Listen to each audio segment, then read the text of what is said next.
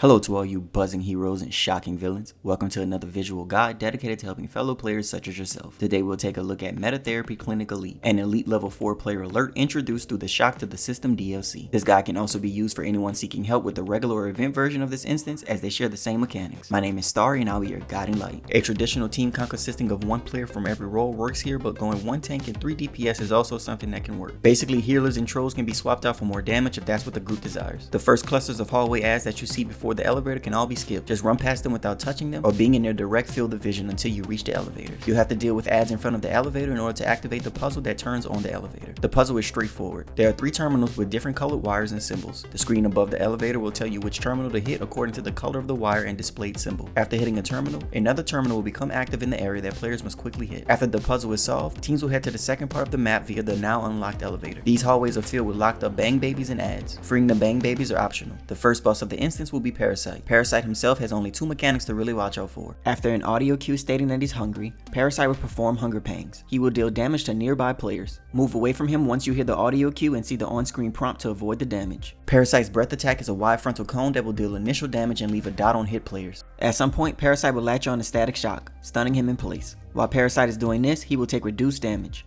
A player would need to grab the generator and bring it to static to break him free and make Parasite vulnerable again. If Parasite isn't released from static in time, then he will deal out damage with a room-wide AoE. During this time, a wave of ads will spawn, so tanks will need to be on the lookout as these ads can easily ambush a more squishy target. The second and final boss of the instance will be Major Force. Major Force will rotate between 2 main mechanics, Atomic Gun Show and Major Explosion. Major Force will become immune to damage as he charges Major Explosion. Players will need to follow the on-screen prompt and lunge Major until he stops charging. If he's lunged enough, then he won't perform Major Explosion and players can now use the newly available terminal to use brute force against Major Force. After hitting the terminal, an item will drop down from the sky on top of Major Force and deal damage to him. If he's not lunged enough, then he will perform Major Explosion, which is a high damaging point blank AoE. So if your team failed to lunge him enough, just make sure you stay away from him. Atomic Gun Show will have Major Force shooting out 2 short range beams and spinning in a circle. He does this attack twice back to back, so don't lunge back in after he stops the first time. Avoid the damage by moving out of range of the beams. He will repeat these mechanics until defeated. And thanks for watching, everyone. Please let me know if you've enjoyed this guide and leave a thumbs up if it's helped you out. If you're interested in staying up to date with all the latest DCUO guides from me, then subscribe to the channel. The next instance we'll take a look at will be the Terrorium Elite. See ya!